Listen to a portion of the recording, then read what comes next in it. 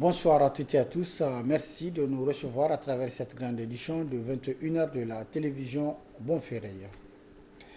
C'est en principe ce vendredi 6 janvier 2023 que devrait se tenir le procès qui oppose l'État du Niger et le coordinateur du mouvement M62 au tribunal de grande instance hors classe de Niamey. À la demande de sa défense, le procès a été reporté au 13 janvier prochain. Le résumé avec Youssouf Haïdara et Ibrahim Ousmane. Une fois à la demande de l'État du Niger et l'avocat d'Abdoulaye Seydou, malgré que ce dernier a insisté sur sa disponibilité pour la tenue du procès. Et donc, nous avons insisté sur la nécessité de tenir ce jugement aujourd'hui, malgré l'absence de notre avocat.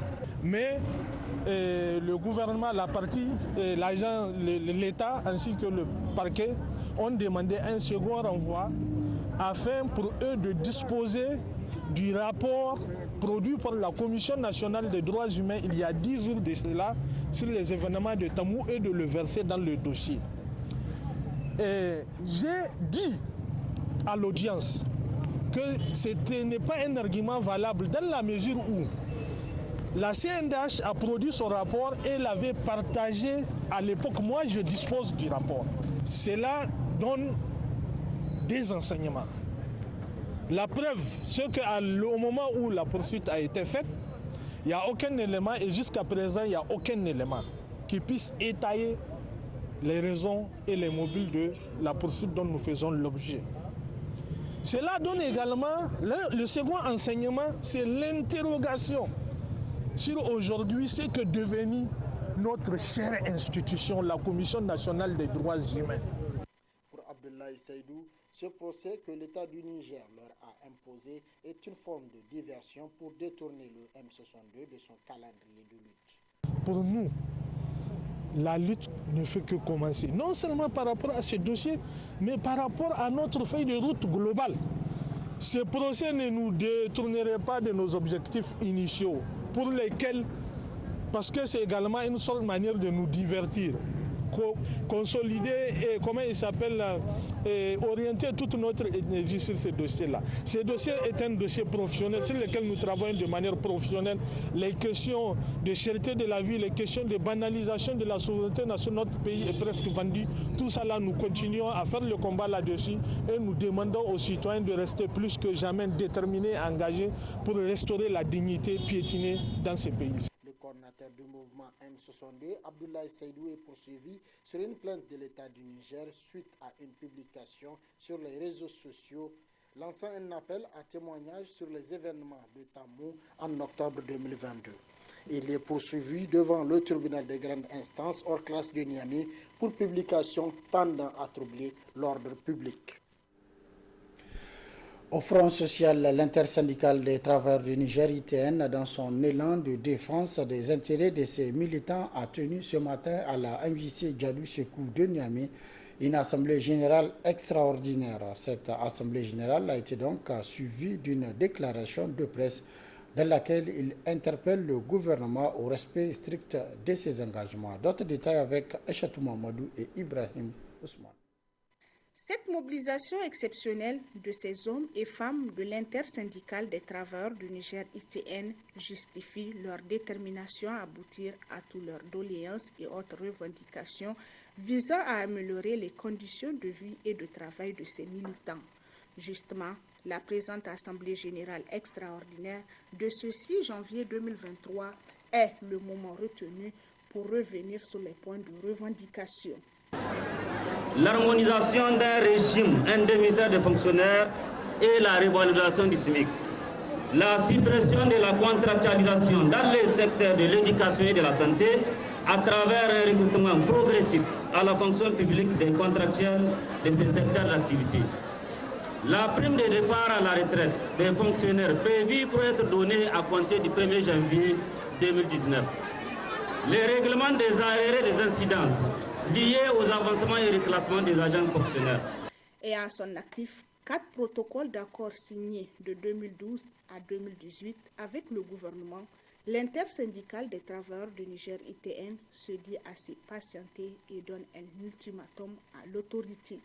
Parce que l'ITN a cru à l'engagement formel et librement annoncé par le président de la République le 5 mai 2021 de présider une réunion sur le dialogue social avec les centrales syndicales représentatives chaque année avant la session budgétaire de l'Assemblée nationale. Et que cet engagement n'a pas pu être honoré en 2021, en 2022, pour prévenir les conflits au travail.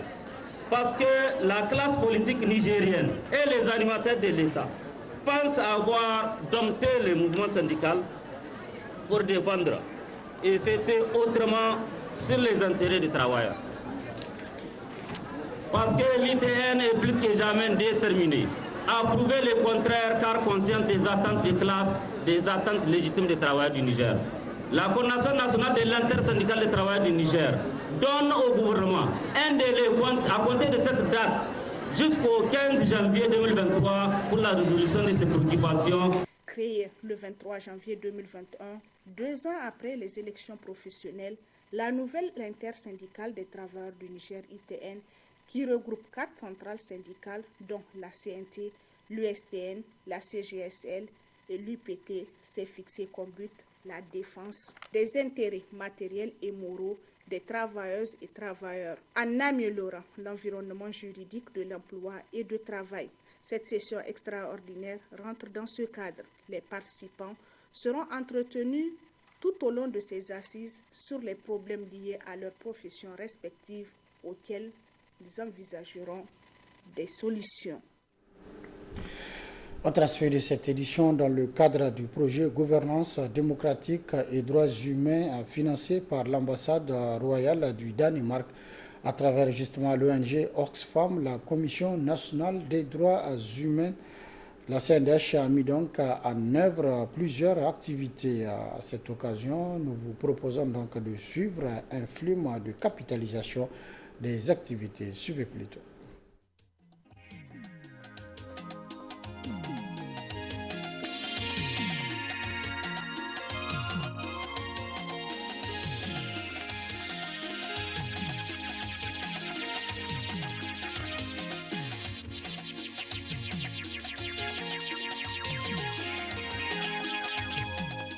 Financé par l'ambassade royale de Danemark, ARD, domiciliée à Ouagadougou au Burkina Faso, à travers l'ONG Oxfam, le projet Gouvernance démocratique et droits humains, GDDH, s'inscrit dans le cadre de la coopération entre le Royaume du Danemark et le Niger.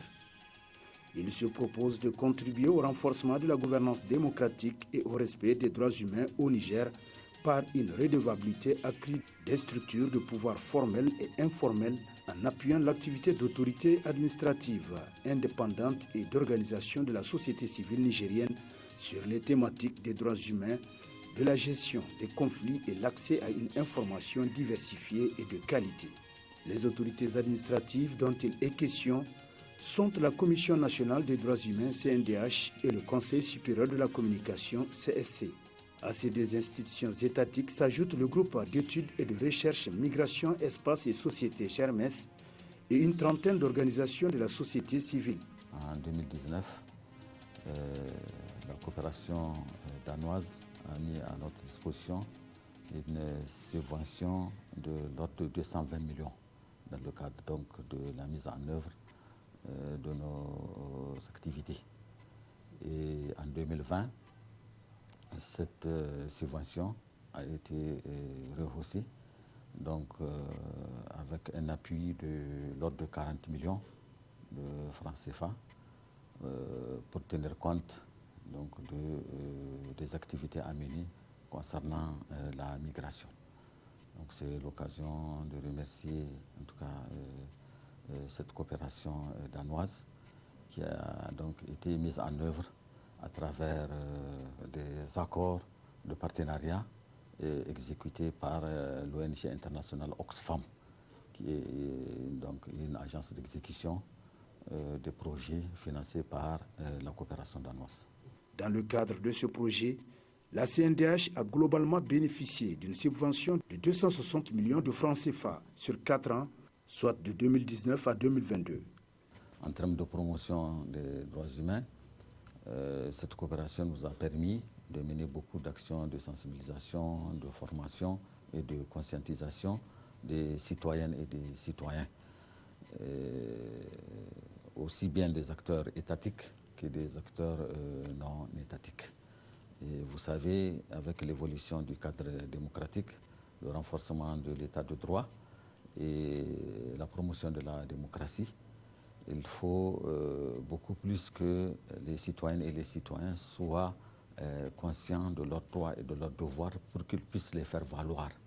Et en ce qui concerne le volet protection des droits humains, donc, cette coopération danoise nous appuie beaucoup dans le cadre donc, de nos missions d'enquête terrain pour traiter, dans le cadre donc, du traitement des plaintes et autres dénonciations de violations des droits humains.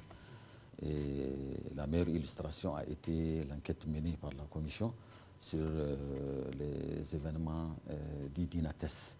Donc là où cette coopération donc, a permis de financer une grande partie donc, de cette enquête, et notamment la partie relative donc, au financement de toutes les expertises qui ont permis d'aboutir aux conclusions que tout le monde connaît. Dans toutes les actions que nous menons, nous considérons que nous devrons mettre les citoyens, donc à travers la société civile, au cœur de nos préoccupations.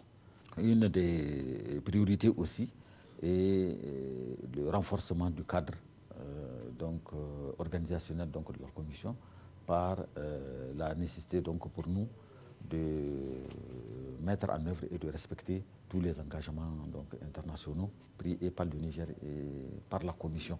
Parce que vous savez, en dehors de la Constitution, en dehors de la loi organique, du règlement intérieur, du règlement administratif de la Commission, il y a des principes internationaux qui guident nos actions, notamment les principes de Paris et d'autres engagements que nous avons pris et qui nous aident beaucoup dans le cadre donc, de notre mission de promotion et de protection des droits humains. De plus en plus, vous savez, il y a une prise de conscience donc des uns et des autres sur leurs droits et leurs devoirs, y compris au niveau des éléments des forces de défense et de sécurité.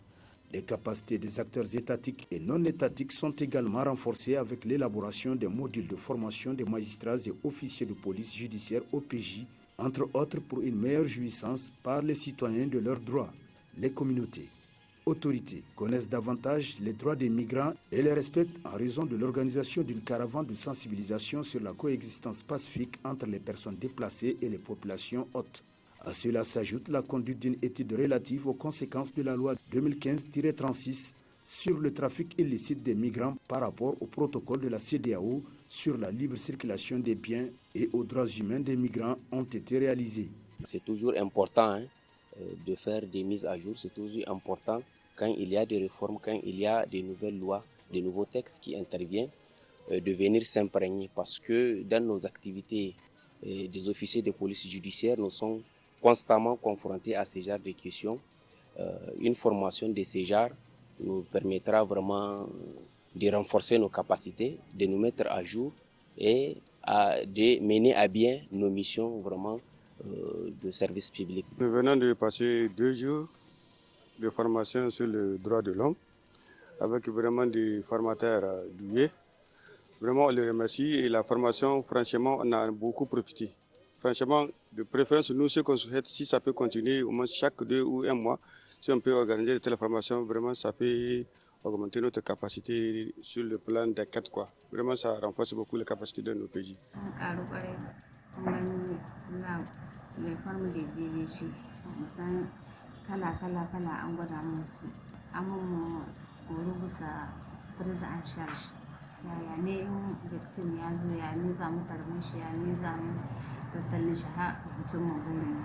C'est le lieu de remercier l'ambassade royale du Danemark et l'ONG Oxfam au nom du bureau, des commissaires et de l'ensemble du personnel de la CNDH pour leur appui constant en faveur de la promotion et la protection des droits humains au Niger.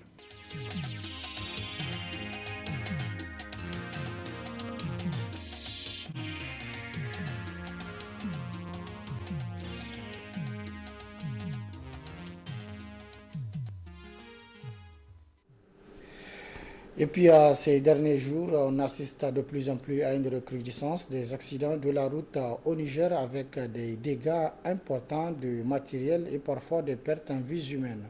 Alors, comment s'explique ce phénomène et qu'est-ce qui est à la base? Pour répondre donc à cette question, une de nos équipes a rencontré le coordinateur de l'ONG Agir contre les accidents de la route. Reportage signé Youssef Haïdara.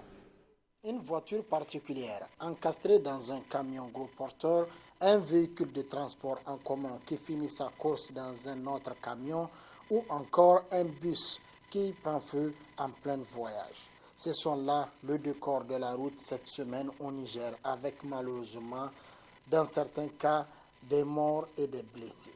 Selon Maïdouka Oumarou El Haji Awale de l'ONG Agir contre les accidents de la route au Niger, 3 facteurs sont à la base de ces accidents. Un accident n'a presque jamais une cause unique. C'est un dysfonctionnement du système. Ce système qui est composé de l'homme, de véhicules et de la route. Même si on doit intervenir, c'est au niveau de ces 3 facteurs qu'on doit intervenir. Au niveau de l'homme, il nous faut des chauffeurs qualifiés, bien formés sur nos routes. Les véhicules doivent être des véhicules sûrs. Et la loi 2014 portant code de la route fait obligation à cela. Tous les véhicules qui doivent circuler sur la voie publique doivent être vérifiés et contrôlés chaque année. Pour le véhicule de transport de marchandises ou de transport de voyageurs, selon la catégorie, c'est par trimestre, semestre et annuel. Pour avoir les voies sûres, les routes sûres, là également, il faut des routes sûres. Mais malheureusement, nous n'en avons pas. Quand vous faites un tour au niveau de la ville de Niamey, vous allez comprendre que les routes sont dégradées, même à l'intérieur du pays. Il y a un problème de visibilité sur la route, et de lisibilité même. Chaque route a une vitesse de base qui doit être connue du public. Chaque route a une vitesse de base. La vitesse de base sur cette route, la nationale 1, elle est de 90 km/h. Au-delà de 90 km/h, vous êtes dans la zone rouge. Pour réduire, voire mettre fin à ces accidents de la route, une large sensibilisation s'impose, selon Maïdouka Oumarou. Il faut que les autorités du ministère des Transports agissent très rapidement, parce que c'est eux qui ont la charge de la politique de transport routier au Niger. Il y a une agence qui a été créée dans ce sens, la MBG. On doit savoir qu'est-ce que cette agence est en train de faire. Nous, de notre côté, nous faisons du volontariat. On n'a pas beaucoup de moyens. Nous faisons des conférences de sensibilisation dans des grandes écoles. Et c'est tout ce qu'on peut faire. C'est vraiment trop d'accidents de la circulation. Aujourd'hui, il n'y a pas une famille au Niger qui n'est pas victime d'un accident de circulation. Tout le monde est concerné. Donc, on doit vraiment s'atteler à sensibiliser le public, à créer les conditions d'avoir des routes sûres et des véhicules sûrs sur la route. En 2021, au Niger, selon le ministère des Transports, les accidents de la route ont causé la mort de 1152 personnes, 4011 blessés graves et 8071 blessés légers, pour un cumul de 7543 accidents. Une situation qui pèse lourdement sur le développement économique et social du pays.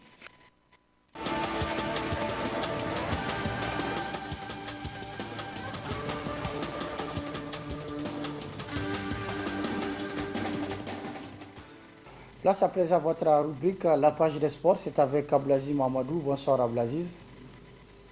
Bonsoir Suleiman, bonsoir aux téléspectateurs de la télévision Bonferré. Le MENA national est à Tabarka en Tunisie pour un stage d'acclimatation du CHAN Algérie 2023. Le MENA national CHAN a quitté la capitale Niamey pour Tabarka en Tunisie dans le cadre des préparatifs du CHAN Algérie 2023.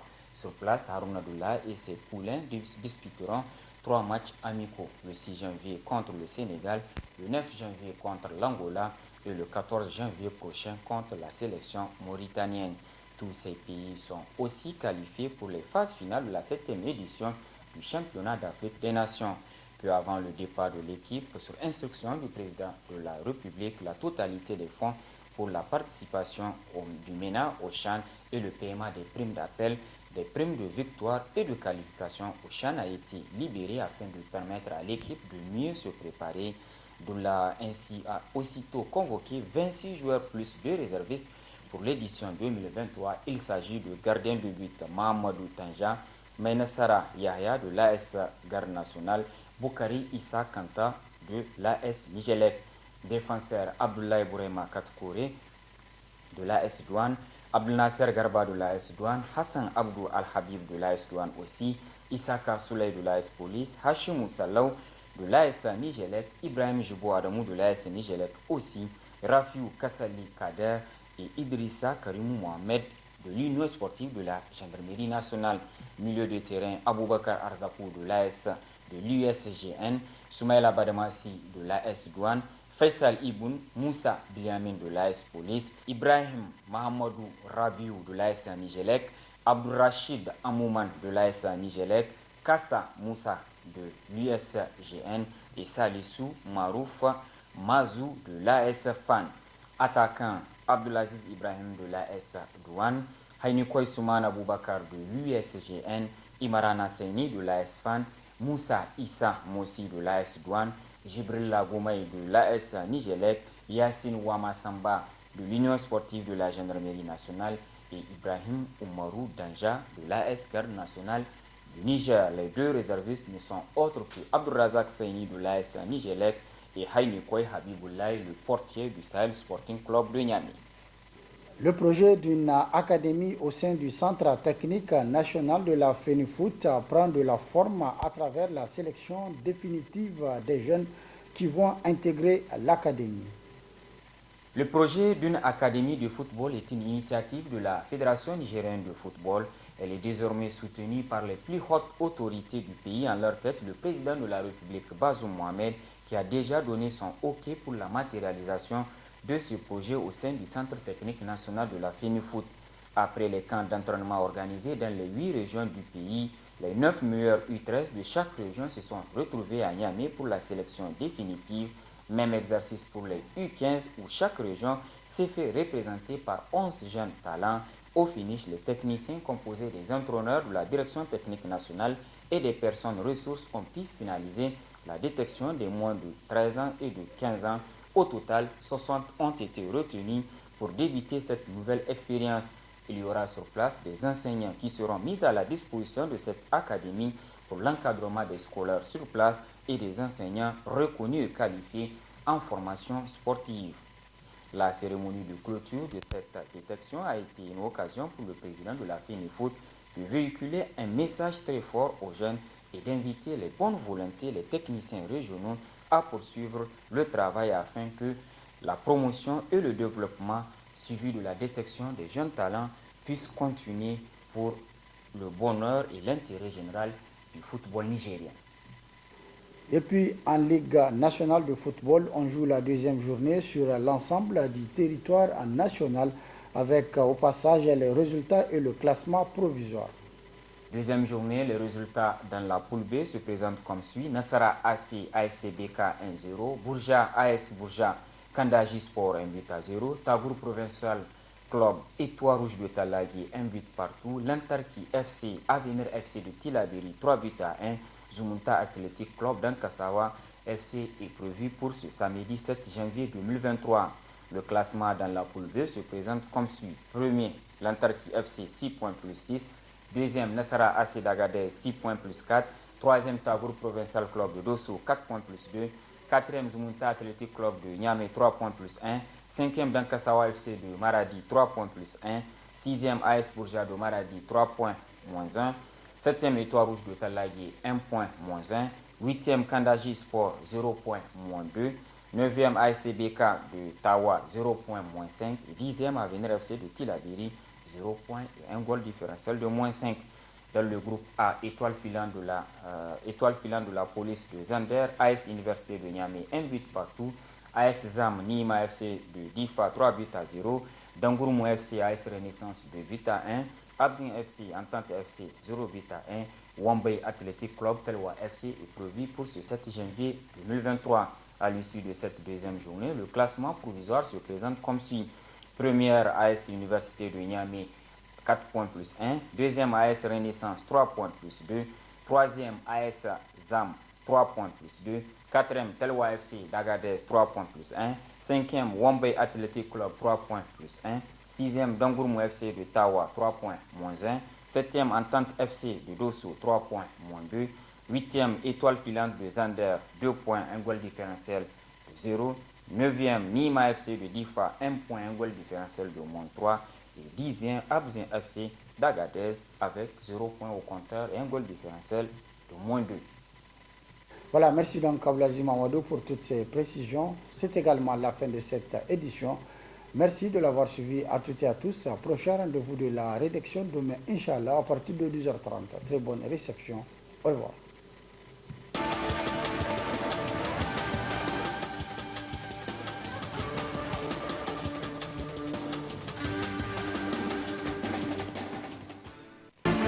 Vous pouvez retrouver ce journal sur notre chaîne YouTube, tapez Bonferré TV.